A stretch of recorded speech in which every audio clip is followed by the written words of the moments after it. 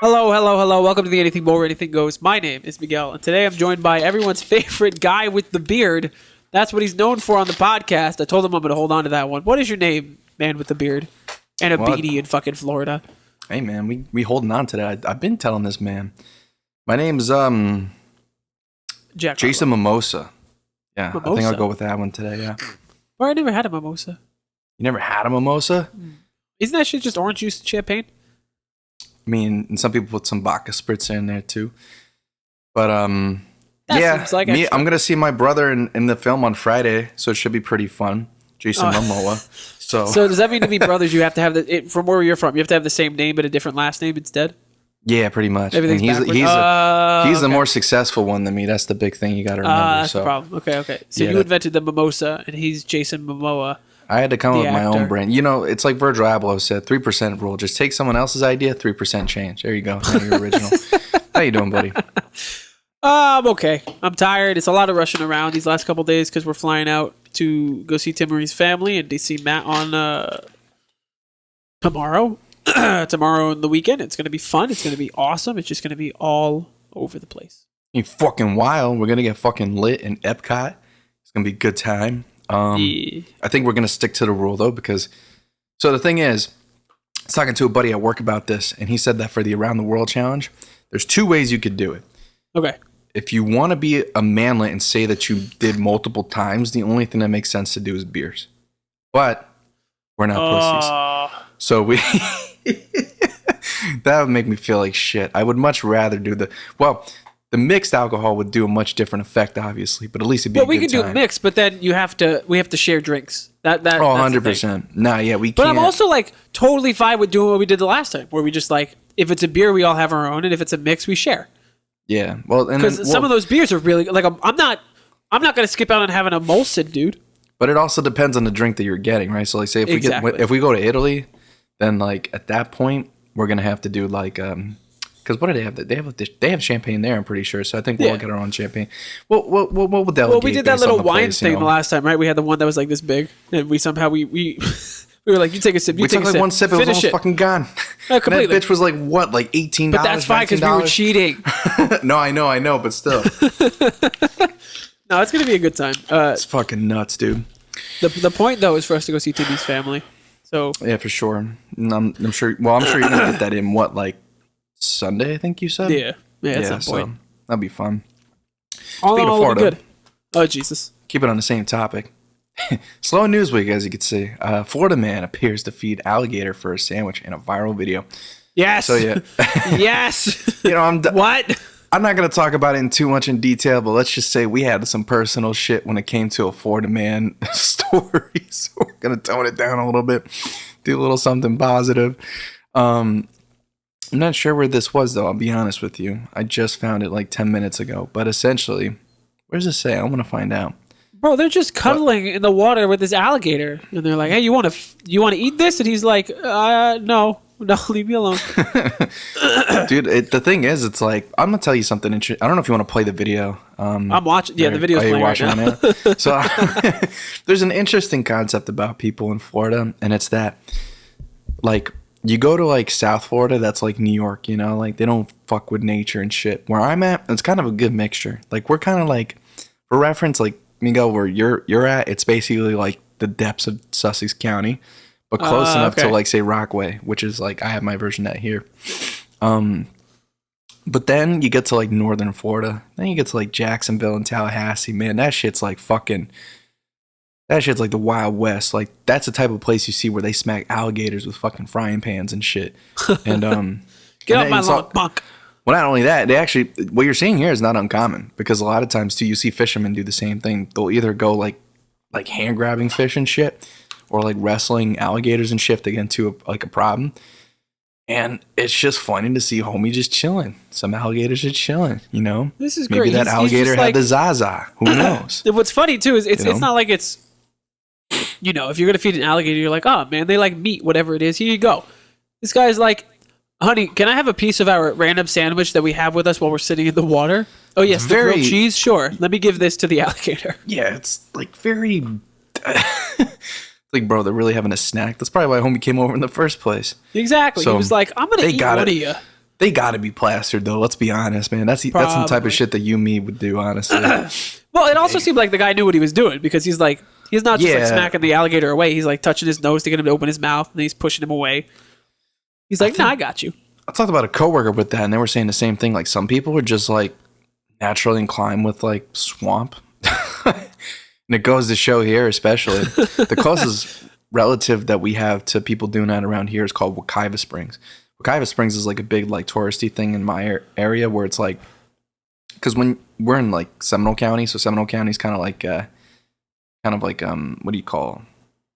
Again, like a Sussex County in a lot of sense, you know? Yeah. So like fake Southern. So people would, yeah, essentially, right? So, well, because most of us moved from New York, but so a lot of us will just go to the river and then like there's alligators and just chilling. You know, it's like if you're walking in the woods and you see a bear or some shit.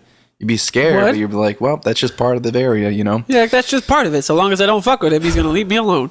Exactly. Hopefully. So that's some positivity for the week, you know? I like that. It's a nice foot to start on. Let's what's story number 2 here? We got why we fucking up now? Guardians 3. Yeah, let's go. I gotta say, dude, this to me is pros and cons. You know, pros, I love the fact that right now there's so much positivity in the MCU fan base. Everyone's like, James knocked it out the park. They love it. We love him. He did perfectly. But then there's the other side, or like the extremist side, where they're like, let me explain to you why Guardians 3 is the best MCU movie to date. First of all, you're wrong. Okay? We'll start that right off the bat. Guardians 3 belongs in the top 10 at this point right now, I'll say. And after our rewatches, I will, for my personal opinion, I'll be able to place it better. Yeah. But I think it's one of the best from the newer phase. I mean, I'm not talking newer phase. We're talking in general. Oh, in general? Yeah, no, not the entire thing. I wouldn't argue No. People, they're just so used to like the shit that's been coming out. You know, some of it's garbage, some of it's pretty good. I heard a hot take yesterday too. Can you really blame them though? I mean, like, I'm not disagreeing. You know, parts of Phase 4 and 5 have been utter dog shit. Like, yeah. Even though She-Hulk really wasn't that bad, but that's not even go there. MCU fans. Man, I was thinking about this today. I really think we need to do a snack time coming up of reading angry comments. Because you'd be surprised, even with the only like 130 followers or subs that we have right now, there's still so many angry people so often. Wild, man. But you know what? It's funny. I think it'd be a good time. I think it'd be hilarious. I'd find that MCU comment. I'd go dig it. I don't give a shit. But I'll tell you one thing though. I think that you know, for what it is, I get a little nervous because, you know, at the end, and if you haven't seen the movie yet, spoiler alert, but the one of the end credit scenes was that Star-Lord will return. Yeah. And then you hear an interview with Chris Pratt saying that he's not too sure if he'd want to keep going with the character, so then it just kind of makes you question. And the reason he doesn't want to keep going is because James. Because of James, and he doesn't feel like overdoing it at this point, because it's kind of true. Like, I feel like the Guardians have definitely had their runtime within the MCU. Yeah. And I think it's fine to put it to rest. And I think, but the problem is that corporate Disney doesn't want to let that shit happen. What's going to happen is they'll show up in the next Avengers movie. But that's what I'm saying. I'm worried that they're going to like shit on it or something. Well, maybe he was referencing that maybe not another Guardians movie. But I would imagine maybe the MCU. So, you know, I could keep it at that. My assumption is that Star-Lord's going to come back in the next Avengers movie for some reason, and probably in in Secret Wars or whatever the next Avengers movie is. He's going to be like in trouble, and then Rocket's going to show up and his new team, and you're going to be like, oh shit, look what's going on. It's the Guardians again. Hoop dee doop dee doo. Yeah. So I'm happy that it's doing good. I'm happy that people like it. It's nice to see the positivity instead of everybody just talking about how the MCU is dead. But I mean, it's just that there's things that work and there's things that don't. And clearly, as maybe we'll get into it more when we have our full list come about, but it's just that we already know the problem. I don't think it's entirely just the movies. It's just really the content in general. Exactly. The oversaturation. So, but we've been harping on that for months now. I think every channel and their mother has. So, you know, it's okay. Things will get better. Like any franchise, especially running this long, you have its highs and its lows. I mean, think about Batman. Think about Batman, for instance, right? You had Michael Keaton, and then you had George Clooney. And then you have Christian Bale. Oh my god! And of course, don't talk shit about Ben Affleck. Don't do it. Nah, Ben Affleck. No, in retrospect, Batfleck's pretty good. I like. Dude, we have a whole like SnackTime trilogy talking about Batman. I think we had a whole ranking of that dude, man. We ranked like the bat suits, we ranked the Batman, and we ranked the Jokers. And oh yeah, that was fun. Batfleck, I stand by that opinion right now because we just started Batman versus Superman. I'd want to redo it though because now we got Robert Pattinson. But anyway, agreed. We could definitely do that. But onward. So this whole writer's strike's kind of getting to be a fucking mess at this point. So. Yeah, but it's an understandable mess. Like we're not even part of that industry whatsoever, and I'd still be like, nah, that's fine, man. I'd walk out too. This shit makes sense. It's not like they're unreasonable requests. So Daredevil, Born Again, suspends production as workers join writer's strike. Yeah, I'm not surprised because actually I'm pretty sure.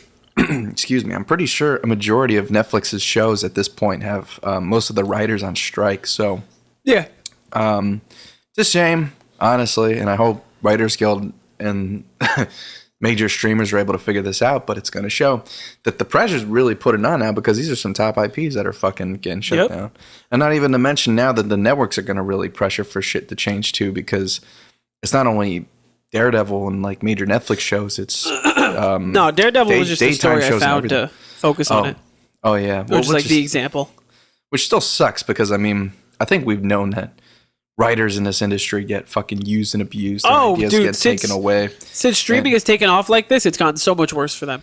It seems like it's a whole fucked up thing. But honestly, you could compare it the same way to just like the basic inflation that's going on right now, right? It's these companies, they're making more money. They don't want to give the money and let it trickle down to the people that are making them the money. They just want to be like, no, I'm going to take this, and this makes sense, and I'm going to tell you I want more because we want to see things grow, but you're not going to get any of it.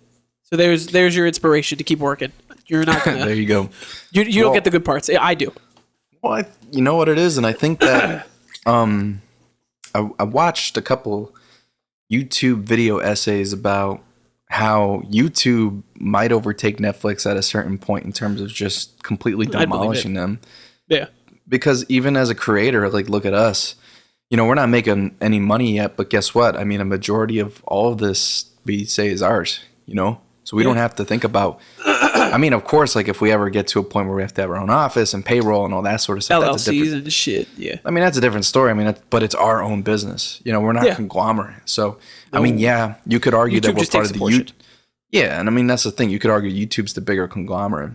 But, you know, with these Netflix shows, they'll take the idea and then they'll run it because then they know that their name of the game is running so much content that maybe as a compound that most of the money that being made amongst the multiple shows they're producing goes to them, but then probably for each individual show the cuts are so low because of the amount of money each individual show brings in.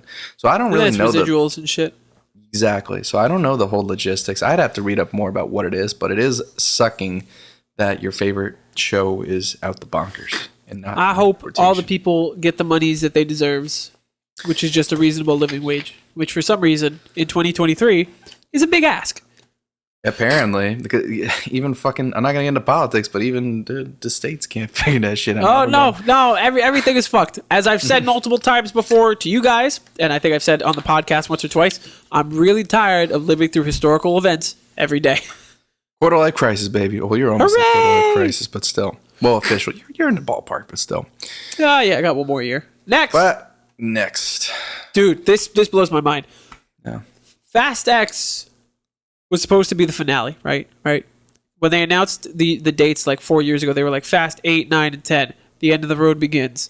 And then Fast 8 came out, and Vin Diesel's like, actually, there's still 3 more. We're going to cut the finale in 2 parts. Part 1, part 2. Whoop-de-fucking-do. And now you have Fast 10's actually coming out. And he's in interviews being like, hey, so this might be a trilogy, actually. I'm pretty sure it's a fucking trilogy. I think, to be honest with you, I think because of the law of diminishing returns, I think after 9 and the reviews coming out right now about 10, if they make a trilogy to have this be the finale, they will not get there. I think so too. I think if this one underperforms and the next one winds up underperforming, they will not get that last movie. Probably not. And which is, again, like I understand, but it's like It's I so think good. I read one of these reviews saying that it just lacks a self-awareness of where the series is. And even I haven't really talked about the movies much just because I wanted to save my opinions for the full episode that we're doing on it next week, but Tier list Wednesday. yes. But it's like I just think as the movies progressed, I don't think that there was like a because, a lot of people harp on the fact that, it's not really set that much in reality anymore. It just turned into like a spy film, essentially. And I'm like, that you're right. doesn't happen until like 8. Exactly. So And since 8, it's been this gradual decline. So it begs the question, like, what are people truly angry about? And I think what I've summarized to, and I'll elaborate on it more next week, is the fact that it possibly is just due to a lack of substance. But then you also have to look at these movies in the same way where it's like, okay, take a Transformers movie. Sorry to put it on blast. But hold on a minute. Hold on. Wait a minute, because it's going to come with some good. All right. It's like, it starts with a great concept and a good story and great characters. And then And then eventually, because of corporate conglomerization, it just eventually ends up into a dead carcass. So, so I again, for Transformers, like obviously, like we were talking about with other stuff, I don't think that's going to happen I don't think it's going to happen for other reasons. But for Fast, yeah, it's kind of hard to ignore that, especially once like you said, I think even, especially once they got to Hobbs and Shaw, I'm like, dude, we'll talk about this with the tier list. I love Hobbs and Shaw. I thought that was great. It's nifty. It's nifty. It's nifty. It's nifty. I think the problem here is, right, because I agree with you. It feels like there's no substance. There is so much heart and substance in these movies up until 8. And 8 is where I feel like it just goes balls to the wall in the wrong way. And I think the problem now is that they have their formula and they want to keep doing it, thinking it'll work. And they just want to get to the point where they're like, oh, yeah, we did it. We did the finale. It's because of you, the fans, blah, blah, blah, blah, blah, for Paul Walker, whatever fucking Vin Diesel's going to fucking say. Don't do that. That's I'm not dishing on Paul Walker. That's not what I'm saying. I'm saying Vin Diesel using I was Paul as a reason to go and continue to make these movies and make them more ridiculous. That is not... Stop it. Yeah, no. Because now this just feels like, at least, right, we haven't seen 10 yet. This is what it feels like from the outside perspective. It feels like this is Vin Diesel being like, I'm the face of this franchise. Everybody's around me. This is about family. We're going to do what I say we're going to do. The family's going to keep getting bigger. Put my big, bald fucking head in the middle of the poster and just keep on going. And you know what? At the end of the movie, Jason Momoa and his brother, Jason Mimosa, are going to join the Fast family. Yeah, baby. I wanted to kind of keep that off the podcast, but... Keep what? I'm joining the Fast family. I thought you were joining the family. No, I agree with you. That's the point I was agreeing with you as well. It's like, I think Vin's just kind of going around with this shit and just, for what it is. I mean, if it's making money, good, man. Because I think it still has a loyal fan base to it, as a loyal family, Yeah. So, dude, my dad loves these movies.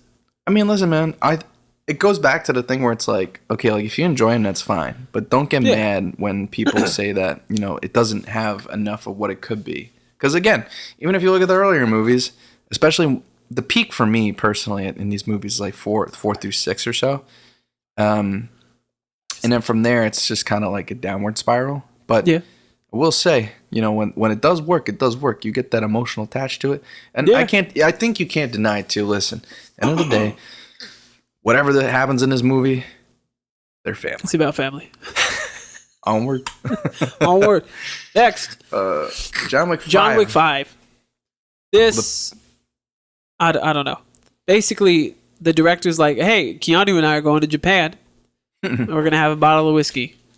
Love it. When we come back, this experience will decide if we're going to make another John Wick movie or not. Honestly, right? I got the two sides of the coin with me right now. John Wick 4 is like almost a perfect movie. And it is a perfect send-off for the character. Yeah. But more John Wick sounds pretty good. See, but with this, wouldn't it mean that they have to go backwards at this point? I would figure, right? Either that or you find a reason for him to be alive, which would be the wrong way to do it. I think that would, at least for me, that would annoy the shit out of me. Because like I get it, like it's John fucking Wick, dude. But come on, you literally had the send off. He was buried with his wife, and that's all there needs to be done with it. You know, so it's like you go supernatural, send someone down to hell to bring him back. Yo, imagine John Wick fights in hell. Oh my god! And it's just Saints Row. I think if I had to make a prediction, the fucking oh my god, what's the name of the show? Why am I fucking the Continental? The Continent. Why the fuck am I brain farting? Yes, I feel like they're gonna tie the Continental into JW5 if that were to happen. So JW5. So I don't know. That's the only realistic way that I see it going down. Because again, I agree with you. I think it was a great send off to the character, but I'm worried that it gets overdone. But if they're able to dance with it and make it work and do what we talked about in that episode and just build the world out, I think that's great. And I'd be down to see another John Wick. I'd be down for it. I got so much phlegm. I'm sorry. I got so many throat clearance. Yo. Onward. Okay, onward. Five Nights at Freddy's trailer teases killer animatronics as horror video game comes to life. Jesus fucking Christ. I don't have this link. Where is it? It's in the notes. Scott Cawthon, a fucking mesmerizing creator who is essentially garnered so much fucking money off this franchise since Markiplier played it back in like 2014, right? I think it was first. Yeah, 2014, yes, 2013. Yes. He's the one that helped it out. Dude, like, it's crazy to see where it's been. And I just think it's funny how it's just gone from game to meme to just, hey, let's have Universal buy it and make it into a film. So, dude, you know what's fucking crazier? What? You know who the purple guy is, right? Purple guy's like one of the main villains. Yeah. Do you know who's fucking playing purple guy? Who is playing purple guy? Fucking Shaggy from Scooby-Doo. Oh my fucking... Dude, if this is like the Scooby-Doo movie from earlier on, like from like 2004. No, I would love it because it'd be like the perfect bad movie. Like, that'd be awesome. But okay, Blumhouse is behind it actually, so I think I've seen a couple movies from them, so it should be a good time. What's release date? I'm curious. Matthew Lillard. Matthew Lillard. Who's Matthew Lillard playing? Oh, it's just a starring role. Guy. Oh, okay. Oh, that's his name. All right. The Shaggy. He just uses like 10% of his power at the end to kill all the animatronics. So fucking hyped. I knew that shit was coming. I think right. Yeah. I have to tell you, man. Yeah. I've never played Five Nights at Freddy's. Never? Or that's a lie. I've played a little bit. I'm just really bad at the games. I have this soft spot, not for watching people play it, not for playing them myself and beating them, but for the lore. Because it reminds me so much of zombies where it's like convoluted and fucking ridiculous. Oh, yeah, dude. And here's the thing, right? Like, see, you would really like, you got to watch the Game Theory series, the whole fucking That's thing. Exactly what I'm talking about. I've been watching his shit. And mind you, like, I don't keep up with it. So when he's like, now that this new 3 books is out and these 2 new games, I'm like, oh, dude, that's crazy. Tell me more. I'm not going to play them. I played, I've tried all of them out. I've only finished the first one, though, admittedly. That wasn't good enough to get past night 3. I was gonna say, yeah, me too. Like those games are pretty difficult. Like you got to really be into it, and it doesn't help that sometimes it's legitimately scary. So that's kind of annoying, but you know. But good for Scott, man. I'm glad he was able to get this off the ground because I think, well, and I kind of trust Universal with it too because I mean, if anybody like Universal's like a horror movie classic studio, so obviously I'm hoping for good things. But that being said, my expectations are kind of in the middle. And I keep them low because I mean, we've been like, what, this year? Let me see, we had The Last of Us. Okay, so like, we're video game adaptations. We're only really 1 for 1 on a video game adaptation right now. So no, didn't Mario just came out, and that was people like that a lot. See, I knew there was a 2. I kind of forgot. Well, we didn't see it. I only know peaches. But hey, man, if this is 3 for 3, I'm fucking here for it, dude. I'm here for it, dude. They're finally fixing that shit, man. You know, where it's like, let's not make it like the game. Let's just take the story. You know how dangerous it's going to be, though? To walk in there, it's going to be like bunch of little fucking screaming kids and shit. Yeah, it is. It's going to be like... I'm not going opening weekend. Fuck that shit. Oh, no, I'm definitely going opening weekend, dude. That's a couple days before Halloween. What else am I going to see? There's no more Halloween movies. There'll probably be like Saw 25 or Scream 84. Dude, like that's But dude, we gotta do so many tier lists that I'm forgetting now. We gotta do horror movie tier list. I put it in the doc, bro. We got a Halloween tier list. That could be a lot of fun. Let's go. Scream. I've never seen any of them. Saw. Apparently there are 10 of these movies. Dude, our minds are going everywhere with these fucking Friday the movies. 13th. Texas Chainsaw Massacre. There's a lot. There's so much to do. Like they say in the old times, it's gonna be a fun year, motherfucker. Word. Legend of Zelda, Tears of the Kingdom review. So, unfortunately, I couldn't get my hands on this game. Why? Because my Switch broke and the battery died. So, yay! But on the flip side, I'm happy to see that everyone's having fun with the game. And the funniest thing to me that I've seen is that there's people that have logged almost 120 hours, but the game story is only 48, and all they've been doing is building shit and fucking with people. I know, and it's just nice to see, like, it's nice to see gaming come together for once, and they're like, man, look, Breath of the Wild is a 10, and across the board, everyone's like, yeah, 100%. 100%. That's right. I agree with you. I mean, it's just crazy because it's like, this is why I get so mad, because I know Nintendo gets their credit, but they really don't get their fucking flowers these days, man. Well, I mean, because they keep putting out Pokemon games, and it's a 50-50 shot if it's good or if it's ass. Yeah, let's not talk about Arceus. But anyway, I know some people would love that game, but that was a whole different story. See, like, open world works for Zelda, does not work for Pokemon. Not a fucking shocker. No.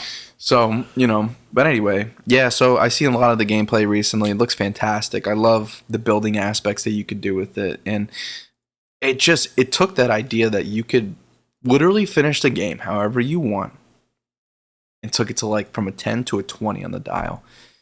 It's so fucking cool. And my favorite thing, especially with these, is that there's like so many different playthroughs. Like there's like maxed out playthroughs. There's like minimalist playthroughs. So literally like no upgrades at all. Like there's just so many like ways that people play. And I think that's something that I've been kind of missing from gaming, because as you and I both know, there's a lot of games out there that are a bit too conglomerized and too much fucking money, and Activision told me to. Are you talking about Call of Duty? Yeah. So it'd be kind of nice to play a game that I can actually own and play, which hopefully if I can get my Switch fixed and or I just get a new one at this point. So Switch Lite, bro. I've been thinking about getting a Switch just to play like Pokemon or something. You're thinking the same thing as me. Exactly. But like to be honest, if I have free time, I'm not playing this. If I got free time right now, I want to play Jedi Survivor, or I'll go back to zombies or whatever. So that's fair. I mean, about if it's a Switch though, you could play it at work. I've seen some people play it in a break room. It's so fucking fun. Yeah, but that's a lot. Am I really gonna want to dedicate my half hour to just like sitting and playing? Because then my problem, at least for me, right? If I'm playing a game, I get in the zone, and then if I have to break getting out of the zone, it's like. I mean, it kind of depends on what game you're playing. Like with this one, I feel like you could just kind of put it on pause and put it in your bag or something. Versus like other games. Yeah, so I don't know, but again, it's cool. I agree with the sentiment you said. I'm glad to see that the gaming world has come on consensus for yet another game. So onward. Oh my god, is this my story?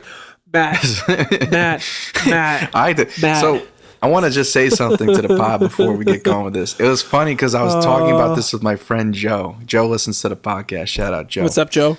What's up, Joe? He was literally asking, I fucking need a Google Pixel that folds.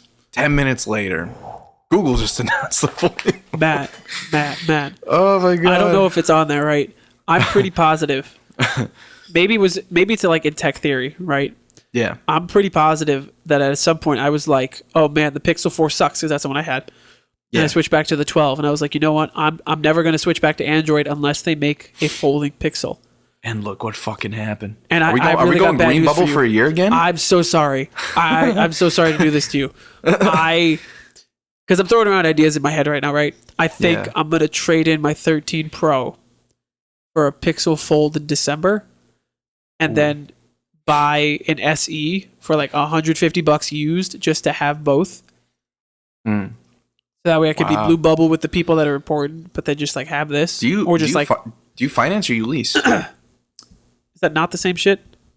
No, because like leasing means like you have to give it back. Financing means like that's what the iPhone for a year program is. It's gotta be financing.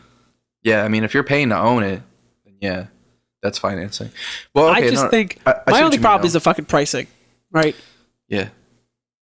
I think, first of all, if we talk just overall aesthetics, Ooh.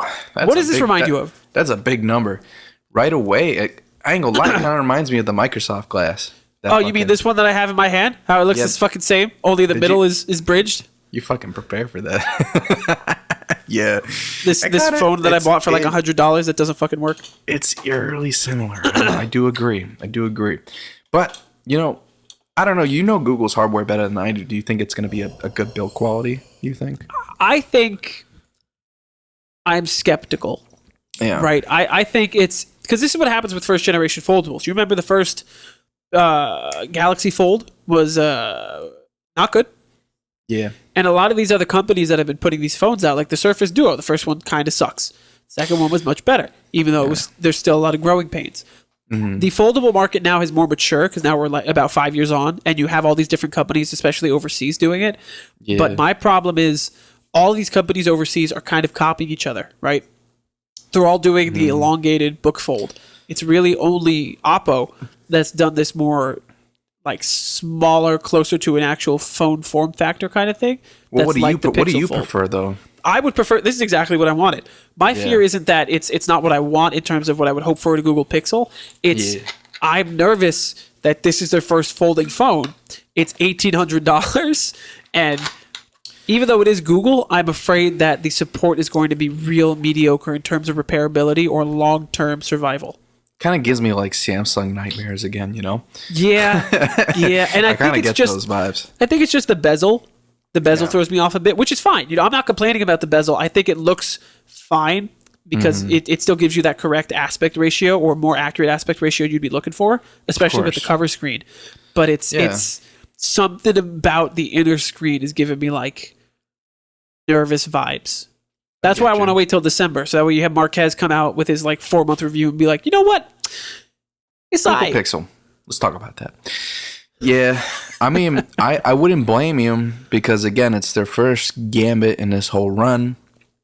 And no offense to Google or any of the Android producing phones, but their first foldables are definitely not consistent. Like not to be a fanboy, but give Apple all the credit, but at least when they put something out, for the most part, it fucking works. Yeah. Right? They don't have to recall it like the first. Let's not talk about butterfly keys, anything like that, right? Keep that out the conversation. Trash. Garbage. Oh, dude. Even like the current iMac, same thing. Just yeah, they have their misses, right? Well, okay, but the main premise though is that like there's ways around it. The butterfly key, like I was covered underneath that. If something fucked up, I got it fixed for free. My E-key broke, and I got it fixed for free. So, like, the point is like, I'm worried. I do agree with you. I'm worried that it's going to be that situation, and I hope that, again, like, for what, like, the price tag is at, let's look at it this way. I don't think they're really relying on the general consumer for this. No, not at all. This is still like a early adopters kind of thing. Yeah, so they're going to really rely on people that really into this shit. So, it should be interesting to see. It's just, I do agree. I think, do they have any details on the chipset? Anything like that? I'm just curious. Tensor 2, G2. But see, they're doing that shit where they're like, we're kind of do our own, but not really. Like, okay. Just be like everyone else, do fucking Qualcomm. All right, Jesus Christ. It'd be much easier. Well, listen, I'm fine with it. I'm just hoping, right? First of all, UI looks kind of decent, though. It does. Well, it's just MIUI, whatever it is, or not MIUI, One UI, something. All of this for me that I'm saying about the Fold and wanting to switch over is thrown out the fucking window if the 15 Pro comes out and they're like, actually, this is not just like trash. Yeah. It'll be different, but I think I've been dying for some kind of a change. Like a foldable Pixel, bro. You break iFix says most repairs can be completed in 45 minutes, but since the Pixel Fold still hasn't been released, we don't know if that will be the true of Google's foldables. No, that's not really particularly helpful. Because the hardest part to really order, from what I've heard, is that getting that not only getting it's not really the flexible screen, but it's more so the tools to solder it back together. It feels very proprietary. So you're like, shit. Like, we're really going the Apple direction now. Fucking MFI certified cucks. So, I don't know. I do agree. Hopefully everything turns out well. If not, we get to watch the forest fire. And Yay! when's the release of this? June, I think. June? Yeah, we'll see the forest fire in June. I just need my boy Marquez to tell me all about it. Marquez, let's talk about it. Onward. Onward. The Pixel tablet. Whoa, okay, that's actually kind of cool. Okay, Wait. I'm here for it. Kind of reminds me of wait. If only the wait, what?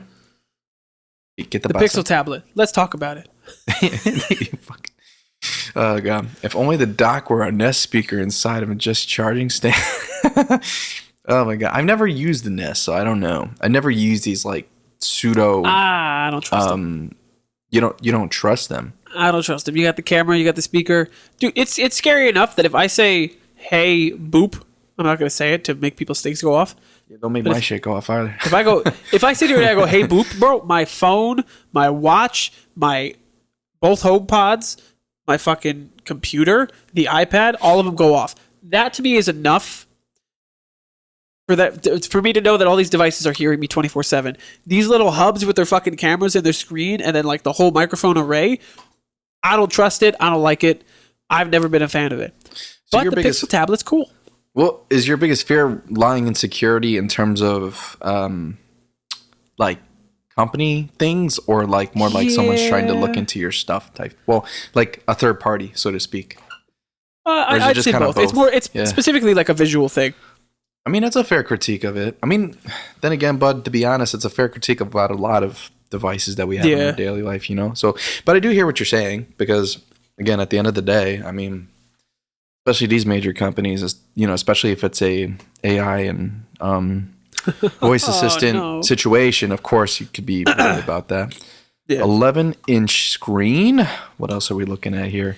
It's basically like $130 an older iPad. Yeah, but seems like that. It's cool. $130 is just for the stand. I believe it retails for like $500, but it comes with the stand. The cool part about it is that it docks on there. You know, it's cool. It clicks on. It's a regular tablet, and then otherwise it docks, and you could treat it like it's a Nest Home. Yeah. Very cool concept. I wish something like this existed ages ago to do with iPads. It kind of feels like to me that this is the only use case I would probably have for this is like if I set it up in the kitchen or something. Yeah. And I was like, hey, blah, blah, blah. Can you find me a recipe for like literally how they advertise it? That's literally the only way I could think to have it. Maybe that, or it's like they said here too, like if it had a speaker of some kind. Well, I'm sure it has like outputs. Maybe the tablet has a built-in speaker. Yeah, but you know, still, I'm like, damn, dog. This to me just feels like a hub. Like I wouldn't have this in the living room or anything. I'd have this like in the walkway between like your living room and your kitchen. And this is where the visual would be. And it would just like control the rest of your house and shit. See, what's really funny is that, you're Apple proprietary, but I don't know if I told you, but I'm slowly moving towards like Google apps and stuff like that. So for me, it would make more sense to have this. Because a lot of them are just better. Huh? Because a lot of them are just better. A lot of them just work. Like, I don't know if I told you, like I wrote my schedule in Google Calendar. I use well, Google Calendar is the shit. That's great. Well, the thing with Google is all of it is cloud-based. And it's free for now. This is what they did to me with Google Photos. Okay, it's free for now. For now, yeah. Well, no, fucking Apple Gmail the same way. But then again, I just suck at deleting emails, so that's probably just a personal problem. So, yeah, are you that person that has 0 red bubbles, or do you have like thousands? Oh, like I could tell you right now how many I have. I'd have to go my personal, and I could tell. No. I mean on your phone, your notifications. Oh wait, no, I got a huge ass bubble, and there's a big number in there. I haven't even seen it in a minute. Right now, I have 56,215 emails. Is this on your North Star? No, this is on my main one. Well, that's different. That I get. Yeah. You know, I'm the same way because we all have that one email that we use for professional stuff, and the one that's like, oh yeah, I want this coupon. Sure. No, the other one. No, the other one I just started up like probably. Yeah, only 50. I've only had this for like maybe 2 months. I try to keep up with them a bit better. So. Yeah. But overall, Pixel tablet. It's mid. We'll see how it goes down. Onward. Linda. I'm going to butcher the last name. Yaccarino. Don't fuck with me, please. To replace Elon Musk as Twitter CEO. Yeah, and I heard Musk is going to be the, I think he said CTO or CFO, one of the two. He's going to be more focused on the technology development, where she's going to be more focused on the business. What's up? I hate this motherfucker. Will you hate Elon? Yeah. Why you hate Elon for? What my my boy hatred do for to Elon you? grows a bit more. Well, first of all, those He really. the I'll tell you firsthand. He really fucked up Twitter. I don't know what the fuck it is, but I just hate going on Twitter now. I really do. Because I'm sorry. Well, why don't you go into your reasons first? Why you don't? Like I just don't. I used to think that Elon was a cool dude, and I didn't know much about him. I was like, SpaceX, Dogecoin. He's a meme guy. Okay, sure. Joe Rogan podcast. He's smoking a blunt. But I've also never known a ton about him. Yeah. So now I could stay in the realm of really not knowing him or knowing anything about him, but backtrack even more. My disdain for him just comes from the shit that he said about Twitter and the things he's done to it, even though I don't give a shit about Twitter, and Dogecoin. Yeah. I believed in him a lot. He was like, Doge is going to go to the moon. We're going to pump it up. And then it didn't pump. I was like, you know what? Two things. What? I know. It's you and I ignorant. both That's knew. Not, But here's the yes, thing. I know. Okay, don't ruin it. I'll defend him a little bit because he did try to implement Doge as a payment system through Tesla and another company that he had. I forgot. So you have to give him some credit, but I know he was fucking around. Let's be honest. On the flip side, yeah, he's completely butchered fucking Twitter. I'm so annoyed because it's like, there's obviously the professional, we don't operate this way, but it's kind of hard not to think otherwise because it's just, I don't like how it's trying to copy a For You page on Twitter. I think people like the chronological part of Twitter a lot better. I have to see people's fucking retweets that I don't even follow, which is stupid. The algorithm is all fucked up. It has, and especially and maybe this is a bias too, but listen, we've been posting on other platforms for months now, right? Yeah. Twitter has just not been, especially a video-friendly website either. And the only way you can even have remotely more video features is if you pay for Twitter Blue. And that's another problem too. Like, the thing is, you have celebrities who just don't give a fuck and they're not going to pay for Twitter Blue because it's bullshit, because it defeats the whole purpose. Because his reasoning is, the whole reason is because you need to weed out any bots, which I agree with. But here's the thing.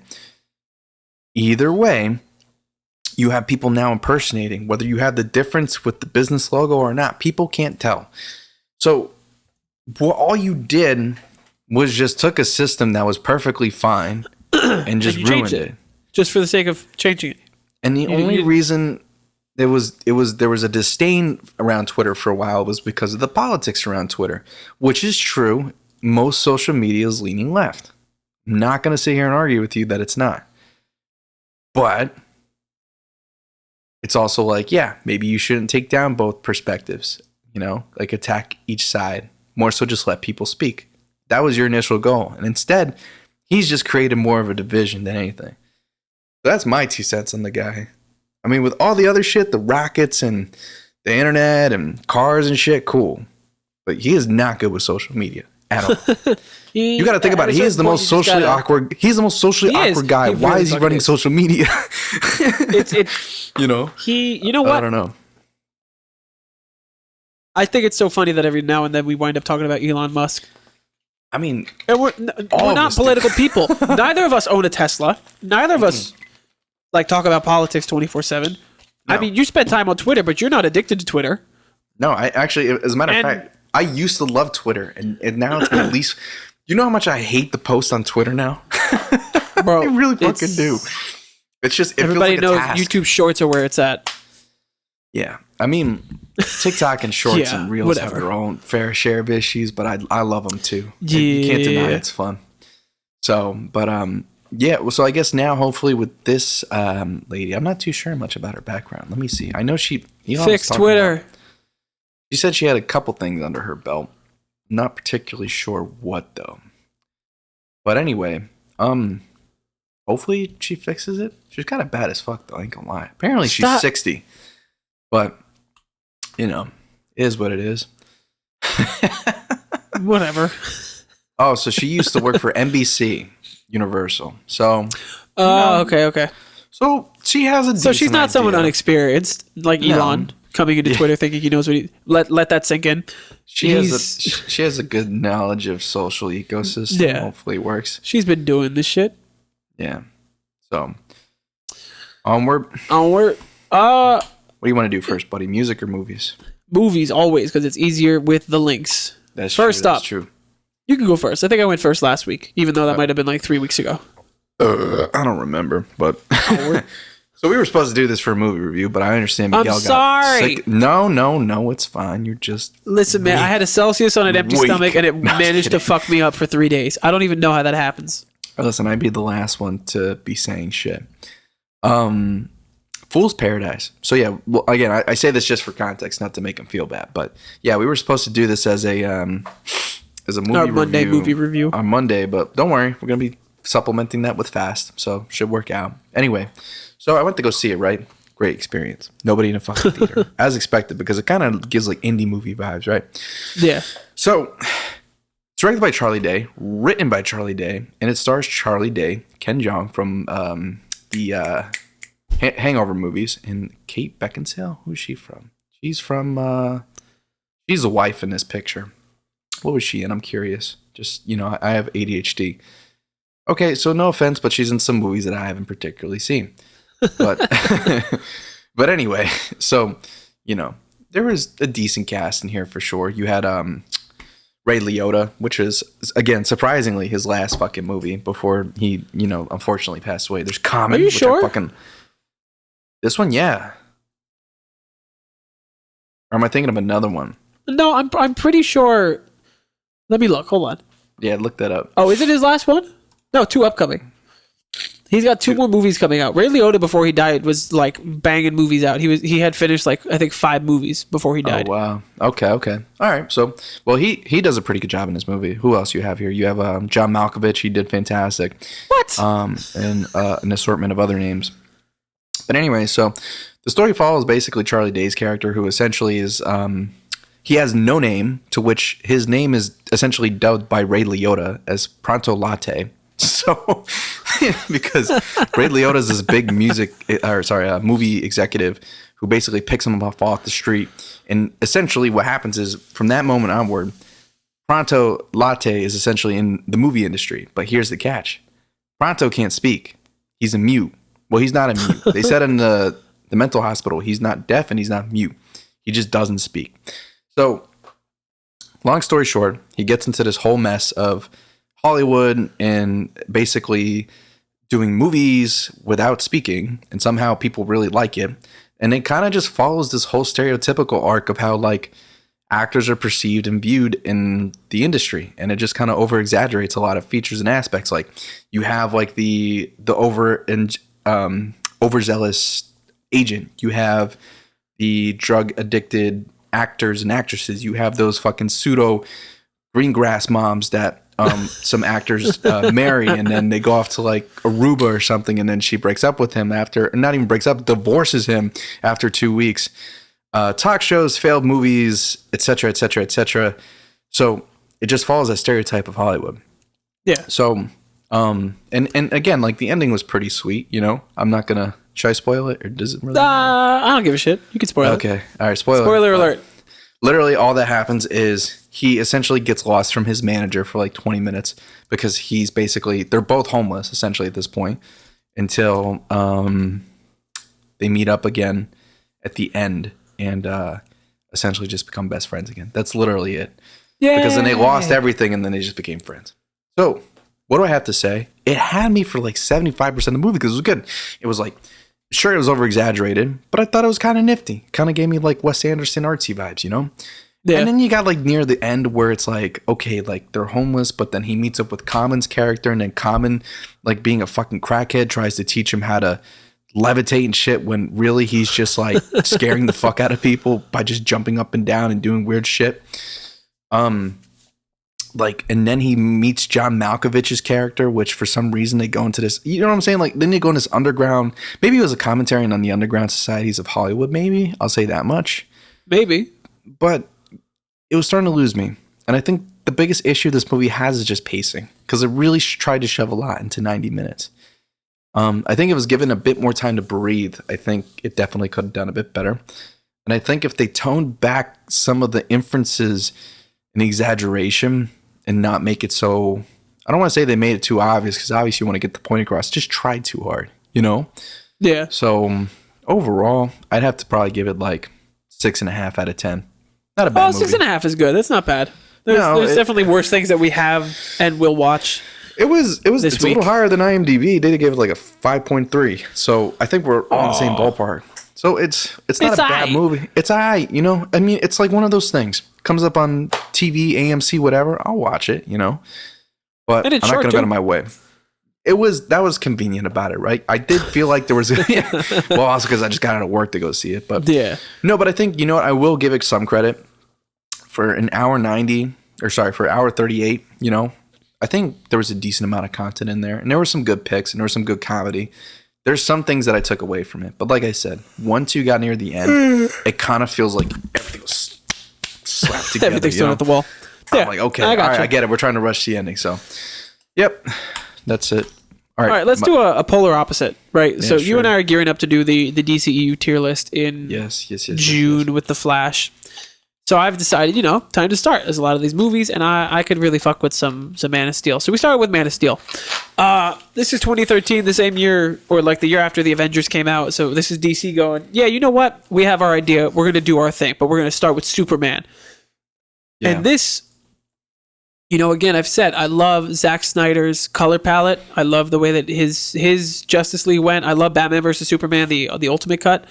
This Superman movie, I completely get why people hate it because Henry Cavill's great. The suit looks amazing.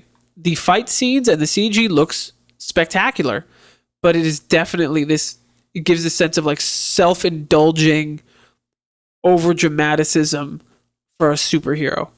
And again, I get it because Superman, it's been really hard to do him correctly in live action and make it serious, but this is like,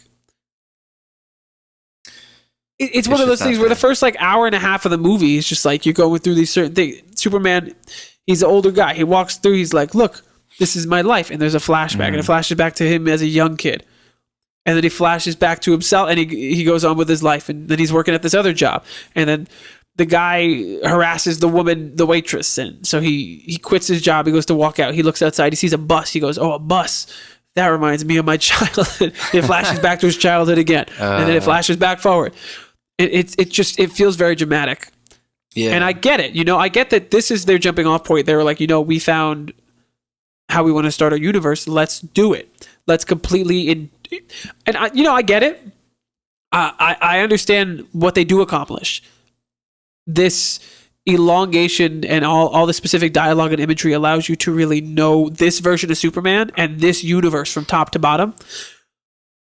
But this to me feels the same way that like The Mummy didn't make sense, where they're like, we're going to jump off and this is the start of a universe. We're not putting out a movie and then the movie happens to build up into something and take off from there. This is our jumping off point. This is where we're going to start. And it makes sense why it didn't work out because the movie's like 50-50 at best. I would agree with IMDb. It's a 7 because it's pretty good, but there's parts that are too fucking much. But yeah, it's unfortunate. I mean, I haven't seen this movie like when the fuck did this come out? Like 10 years ago? 2013. Yeah, 10 years ago now. 10 years. Jesus Christ, man. I will still say that Henry Cavill's a great Superman. No, yeah. I mean, I think from what I'm loosely because I'm just trying to remember everything. I think I loosely agree with a lot of things that you said. Because I think the main summarization of these movies, especially this one, is just story kind of mid, action great, aesthetics great. Yeah, they did everything right, but the story. And, I mean, hopefully in the new DC with James Gunn, it gets a bit more probably be a lot more colorful. More polished. Well, I'm definitely here. Well, I'm going to keep it a buck with you. I never really liked the whole, like grays and blues color palette. I've never been that type of guy, but respectfully, But, yeah, man. Big fuck. big fuck. 7 out of 10. It's all right. Oh my god. All right, music time. Yeah. Let's see what your first. Is this Destroy Lonely? Dude, you really want people to fucking come at you again. And they ain't gonna hate me this week though. Are you gonna talk about how you love it this time? And they're gonna be like, actually, man, you gotta listen to his old stuff. Actually, yeah, let me listen to other people's opinions. Fuck yeah, dude. Nah, it's more so just a matter of, sorry, I was just checking a text. It's a matter of just me giving other stuff a try. It was. And that's like probably my only and biggest complaint about it. Bloated? See, I use bloated in the sense that like none of it makes sense. But it's not like a cohesive vision. No. Like I think it's cohesive. It's actually maybe a little too cohesive to its detriment. However, I do like the sound that he's pushing more in this one, like almost grungy and rocky-esque, I'd say like maybe like the first 10 are complete bangers, and then you kind of lose me like through 11 through like 14, which like from Superstar to Which Way. But then it kind of picks up again during Brazy Girls and kind of back and forth with the rest of the end tracks. And of course, I thought my fucking speakers were broken, but they have Money and Sex, which in my opinion is like, again, obviously it's probably one of the more popular songs on the deluxe edition. And it does this thing where the beat goes on, and then it like like when you feel like it's a drop, and like you have the little like dun, it's like rhythmic. This one was like dun dun dun dun. It did it like 3 times. I'm like, is my fucking speaker broke? Like, I thought my headphones broke. Right now? I was like, I was so fucking scared. Nah, but in all though, I mean, like, How You Feel is a great opener. If Looks Could Kill, I just love the guitar in that one. I'm sure a lot of fucking people do, but I fucking love that shit. Raver just goes fucking wild. And it's a good mix, of like rage beats. Okay, I got shit on for this last time, but let's be honest here. There's some rage influence here, that's for sure. It's not complete and full rage, but there's rage influence. Destroy Lonely actually created his own genre, and it's called Lonely Eyes. Lonely. Jesus Christ, dude. But yeah, nah, I could see a lot of the, as Apple Music suggests, I see a lot of the Future and Young Thug influence for sure. And definitely even, you got some Kurt Cobain shit in there too. So overall, good album. I think it's a good time. Again, like I don't go to Lonely for always the most substance, but I do go for a good time. And I think too, especially as a producer now, finally getting back in the game, I start to appreciate like how much fun the production is. So I'm here for it. 7.5 out of 10, I would say. 7.5. That half is very important. That's the determination between like, will they give you death threats? Do they accept you into their clan? That's every fan base, baby. But what else did I have? Yeet, Already Rich single again, following that type of train with it. It's pretty fun. I ain't gonna lie. Now let's get out the gate too. I feel like Yeet has been kind of finally reaching out to different sounds. Because the first couple albums, it kind of just felt like it was kind of like Up My Money, like repeated. But especially on Afterlife, he was kind of trying a bunch of different sounds, which I thought was kind of cool and experimental. I like his vocal inflections a lot, especially on this song too. Again, I kind of have to look at it from a fresh perspective because it's kind of like Yeet right now gives me a lot of vibes when Young Thug came out because a lot of people hated Young Thug. But eventually, Young Thug is now like an innovator. Unfortunately, in prison. They love him. But yeah, they love him. So, I'm definitely here for it. Beat goes hard as fuck. You got the Swiss beats. Wow. I love that shit. If you know what I'm talking about. Beat goes crazy. I don't think there's a Benny X production. I'm not too sure. I have to remember the producer, but Yeet's doing his thing. He's slipping, sliding, slurring on this shit. It's a good time, He's slipping, sliding. So it's a good time. So I'm here for it. All right.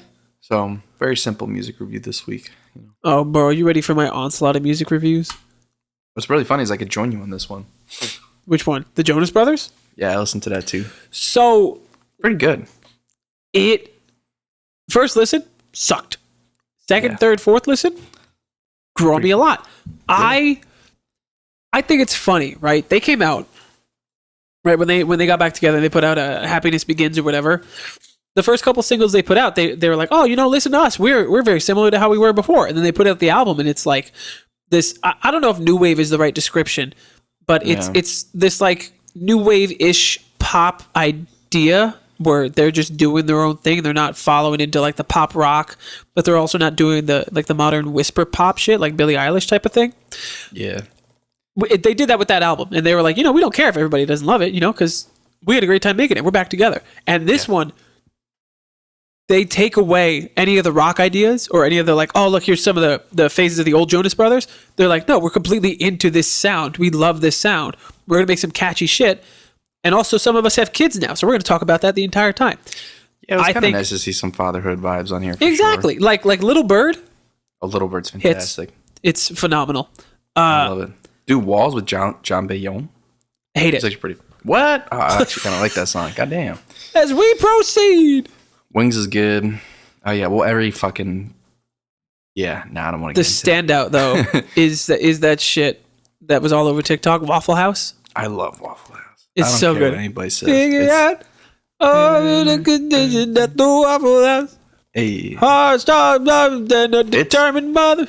But I like how they're kind of growing up, you know? They're really maturing Exactly. in this style. And I think it's a good thing that they finally accept, like what you said, they accept the fact that they don't have to go with the trend. They can just write about themselves. And I kind of like, that's why I kind of like the simplicity of it, just the album. Dude, and the vocal talent from both of them on this album. It's fantastic, dude. Both of them are giving it like 125 fucking percent. Oh, dude, it's fantastic, you know? I think they really, and I could feel that there's like a lot of passion for like when they're, you know what I'm saying? Like you ever feel like an artist puts out an album and you feel like, okay, they just put this out for the money. You're like, oh, because their label had to fucking tell them to do it. That's what the last album felt like. But this one, no, it feels like, no, we wanted to make this. And that's a good feeling to have, you know? So I'm here for it. I like this one a lot. Yeah. 7? 6.5? 7. 7 out of 10. Yeah. I'd stick with you on that one. All right, so here I am all over the place. Minutes to Midnight, to be honest, this is one of those ones where I didn't listen through the whole thing multiple times. It's more so, you see it all over TikTok, that 17-second scream from Chester, and they're like, dude, look at him, he's screaming for a whole generation, or whatever, or like people are attempting it. That's in Giving Up, like just the second song on the album.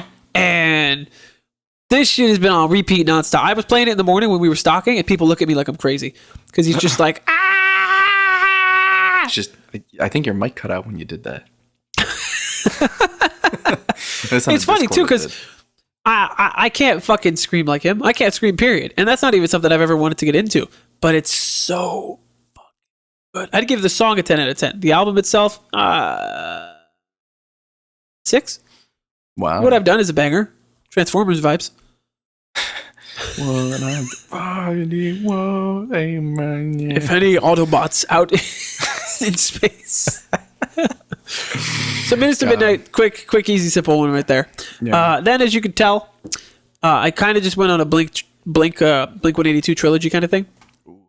See, I better get a good review for this one. Don't be like, it was kind of mid. I'll go in timeline order. Oh, there you go. What was the first one? Enema of the State. Yeah. Enema is fine. Enema is a lot of fun and it's good. I think the worst song on here is actually All the Small Things because I'm so fucking tired of hearing it.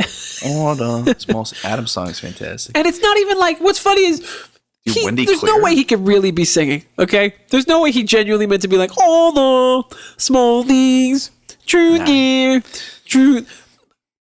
Enema gets an 8. All right, so regardless, Enema, to me, it's aight, but it gets like an 8 because it's actually a pretty banger. I just didn't attach to Enema the same way that I did to the other two.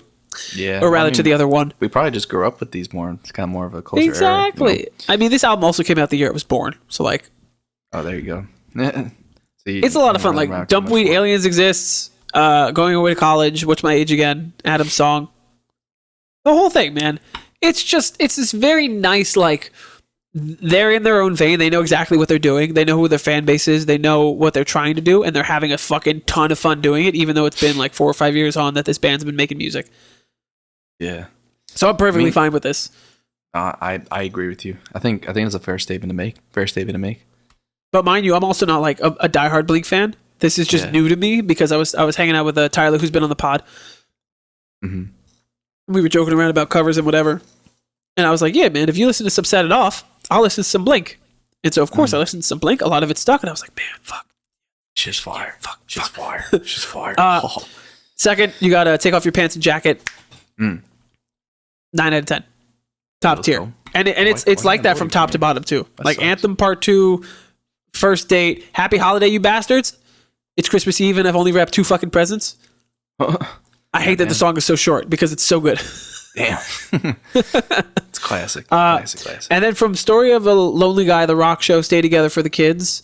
And then I think it was give me one good reason. It's just like, it's awesome because you go from like, oh, camera stopped. The camera's back. You go from this like nice, catchy, fun time thing to then it's like all emotional. You got some belty vibes on there, and then you go back to some stereotypical like 90s, early 2000s punk sound, put the real whine in there. But it's a good time. I can tell you. You know who hates it though? Ooh. Timmy. I had Timmy listen to this with me, and we got halfway through this album. She was like, "Yeah, I've had enough. You should turn this off." She's like, "I'm good. I can't stand this." I was like, "All right," but I take off your pants and jackets a 9 out of 10. I like that one a lot. Nice. The incredible though 180, not even 180, but the incredible evolution that happens when you get to the self-titled is crazy. I was like, oh my god, look, this shit must be in Dolby. No, man, it's just the quality of the mix jump from the last album to this one is like fucking night and day. And I don't even understand how you could do that with the same people. I mean, mind you, there's a couple new engineers. I was gonna say, I think they were making more money at this point. Yeah. Where do we go from here? I'm feeling this. Feeling this is the shit. I've had that stuck in my head for days. I wake up and I sing that song, dude. I was at work just randomly singing like the pre-chorus or something to Feeling This, and I was just whisper singing it to myself because it's stuck in my head, so I'm doing it without even thinking. And one of my associates comes up to me, he starts singing it with me. I was like, "Stop! What are you doing?" It's like, how did you know? I was like, "How? I'm in the middle of a Blink thing. Okay, I need you to stop." He's like, "Just give me a second. Don't judge me." Oh my god. I think the self-title gets like an 8. All three of these albums are pretty top tier. He said it. I like him a lot. He said it. Yeah, just wait till you get to their more recent output. It's kind of booty. I love California, but that was also like, me senior year of high school. Yeah. Lastly, yeah. You know me. I love BB No Money, and every time he puts out a single, I gotta listen to it and review it on the pod because I like him a lot, but I'm also very critical about him. This it's like a 6.5 with Young Gravy. I guess they're doing Baby Gravy number 3. Ooh. I haven't listened to the first 2. So excited. It's very catchy, which is their whole thing. It's catchy, it's fun, it's whatever, but it's clearly not something that I'm going to have to. There's a fly. It's clearly not something that I'm going to have on like a workout playlist or any playlist to repeat in general. Let's do it a couple times. Had a good time with it. Probably deleted it from the library. Young Gravy is just so weird, dude, because he just releases albums and I feel like he doesn't even announce it. Like, I'm sure he does, but I just don't know. That's crazy. But yeah, well, nobody's album output bothers me more than like NBA YoungBoy. Bro puts out like an album every 6 months. Exactly. He puts out an album every like 2 or 3 months, dude. He's put out, I think, 4 albums this year. Hey, man, he's trying to get his money up, Isn't he in jail? Don't worry about it. But I'm not too sure to be honest with you about that. But I have no idea. But him and BB No Money have pretty good chemistry, though. No, their chemistry is great. This one, so I'll have to check it out. Like their whole vibe together it's very good, very good. But the song is it's alright. Nothing, not as good as Top Gun. And I think that's where my music reviews end for the week. I've just had a lot like. On the plate. Had a lot to process. I can't help it, bro. Oh, well, I mean, again, we recorded the main we recorded the last main episode like 2 weeks ago. Yeah, so that would definitely play a part. So there was a lot of time in between there, and like my blink phase came and went already. Yeah. So I kind of remember that now because I was like, yeah, he's just really on that shit, and then now it's just like that's about the time she walked away from me. Well, another episode, another day. Another episode of the Bucks Boys. Hip hip hooray. I can't wait to have to go run some errands, pack my bags, and then be able to fly out tomorrow night. I'm a sleepy fucking boy. Should we do a Disney vlog? Nah. I'll take pictures. But what we are going to do when we're there is we're going to do the music review together. And then when we record the tier list, because Timmy had to sit through all those movies with me, she's going to do it with us. God damn. I'm here for it. Oh, have you looked my friend anymore? No. We're on TikTok, so Instagram, Twitter, YouTube. Did I say YouTube? We have YouTube. Make sure to check out YouTube. Okay, I'm done with this ASMR bullshit.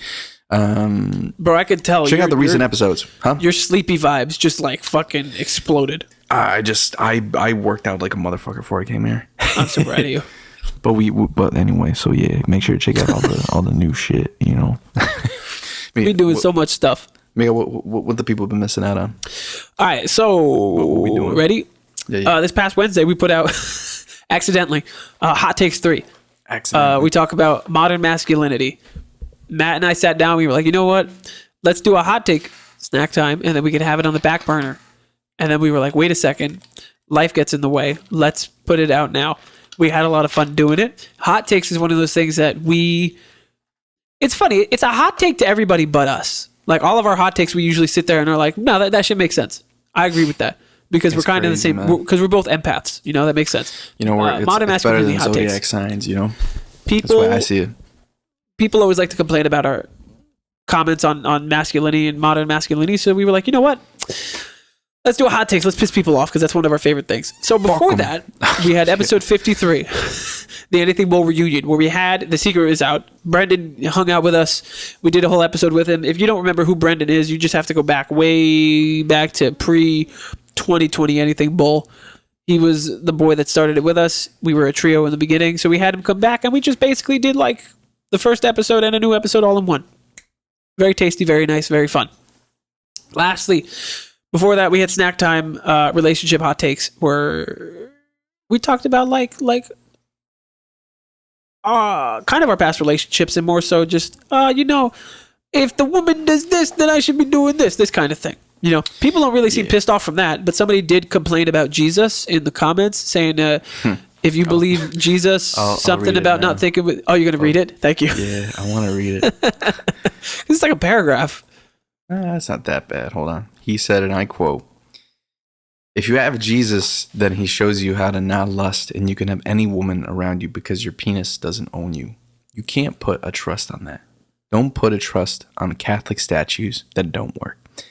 To which I replied, "Oh God, for real, for real." You replied to that comment? Look at the fucking... Oh my God, Matt. I just said, "On God, for real, for real." Oh my God.